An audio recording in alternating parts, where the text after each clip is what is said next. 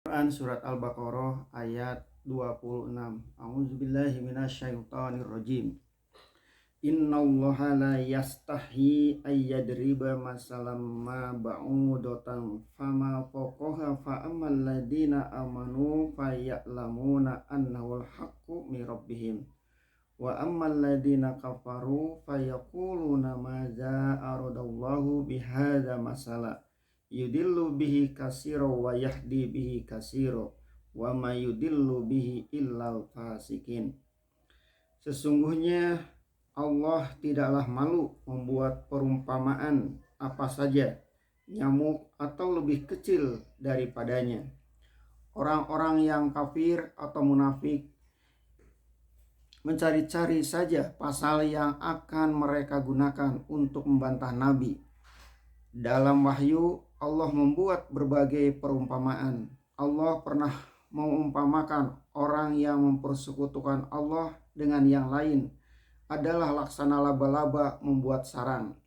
Sarang laba-laba adalah sangat rapuh. Surah Al-Ankabut ayat 41. Allah pun pernah mengambil perumpamaan dengan lalat, bahwa apa-apa yang dipersekutukan oleh orang-orang musyrikin dengan Allah itu janganlah membuat lalat pun mereka tidak bisa. Surah Al-Hajj ayat 73. Demikian juga perumpamaan yang lainnya. Maka orang-orang yang munafik tidaklah memperhatikan isi, tetapi hendak mencari kelemahan pada misal yang dikemukakan itu. Kata mereka, misal-misal itu adalah perkara kecil dan remeh. Adakan laba-laba menjadi contoh, adakan lalat diambil umpama. Apa arti semua itu? Peremehan yang seperti ini yang dibantah keras oleh ayat ini. Allah tidaklah malu membuat perumpamaan apa saja, nyamuk atau yang lebih kecil darinya. Maksud mereka tentu hendak meremehkan Rasulullah, tetapi Allah sendiri menjelaskan bahwa apa yang dikatakan Muhammad itu bukanlah katanya, dan misal perumpamaan yang dikemukakannya itu bukanlah misal perbuatannya sendiri. Itu adalah misal aku sendiri. Aku tidak malu mengemukakan perumpamaan itu. Mengambil perumpamaan daripada nyamuk atau agas yang lebih kecil dari nyamuk, atau yang lebih kecil lagi, tidaklah aku segan-segan. Maka adapun orang-orang yang beriman mengetahui mereka bahwasanya ini, yaitu perumpamaan tersebut adalah kebenaran dari Tuhan mereka. Artinya kalau perumpamaan itu tidak penting, tidaklah Allah akan mengambilnya menjadi perumpamaan. Sebab semua perhitungan Allah itu adalah dengan teliti sekali. Dan adapun orang-orang yang kafir, maka berkatalah mereka, apa yang dikehendaki Allah dengan perumpamaan begini? Apa kehendak Allah mengemukakan misal binatang yang hina sebagaimana laba-laba? Binatang tidak ada arti sebagaimana lalat, dan kadang-kadang juga keledai yang buruk, kadang-kadang anjing menjulurkan lidah. Adalah pantas wahyu mengemukakan hal tetek bengek demikian. Maka berfirmanlah Allah selanjutnya, tersesatlah dengan sebabnya, yaitu sebab perumpamaan-perumpamaan itu kebanyakan manusia, dan mendapat petunjuk dengan sebabnya kebanyakan, dan tidaklah akan tersesat dengan dia melainkan orang-orang yang fasik. Dengan merenungkan ayat ini, apa yang timbul dalam hati kita? Yang timbul dalam hati kita adalah pertambahan iman bahwa Al-Quran ini memang diturunkan untuk seluruh masa dan untuk orang yang berpikir dan mencintai ilmu pengetahuan. Orang-orang kafir itu menjadi sesat dan fasik karena bodohnya, atau bodoh tetapi tidak sadar akan kebodohan.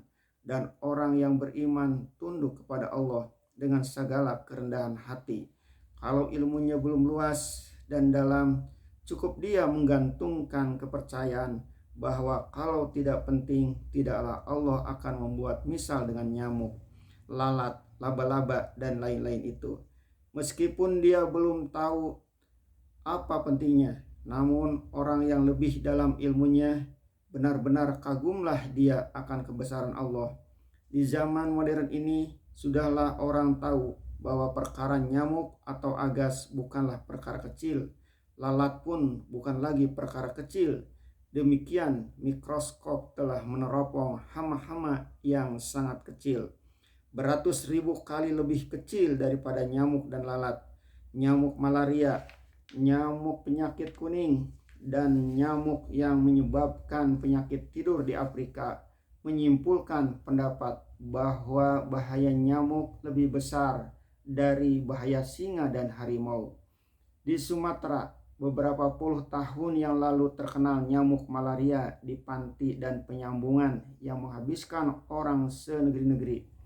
Penduduk Rao pindah berbondong ke Malaya kira-kira 60 tahun yang lalu karena dahsyatnya serangan penyakit malaria. Perserikatan Bangsa-Bangsa dalam WHO memberantas hama-hama penyakit. Ahli-ahli kuman sebagaimana Ehrlich, Pasteur, dan lain-lain menghabiskan usia dan tenaga untuk menyelidiki kuman-kuman penyakit menular. Sekarang dapatlah kita satu penafsiran lagi dan firman Allah pada surat Al-Mudathir ayat 31. Wa ma ya'lamu junuda rabbika illa huwa. Dan tidaklah ada yang mengetahui tentara Tuhanmu melainkan Dia sendiri. Al-Mudathir ayat 31. Hama penyakit pes atau sampar, hama penyakit cacar, penyakit anjing gila, Masya Allah, alangkah banyaknya lagi yang terkandung di belakang firman Allah di ayat ini. Nyamuk atau yang lebih kecil daripadanya, kadang-kadang kita harus belajar pada semangat kerja sama lebah dan semut. Kadang-kadang kita kagum melihat kehidupan ulat bulu, serangga, dan lain-lain. Tidak ada rupanya yang soal kecil. Kita bertambah iman bahwa daerah kekuasaan Allah Ta'ala pun meliputi akan kehidupan mereka semuanya.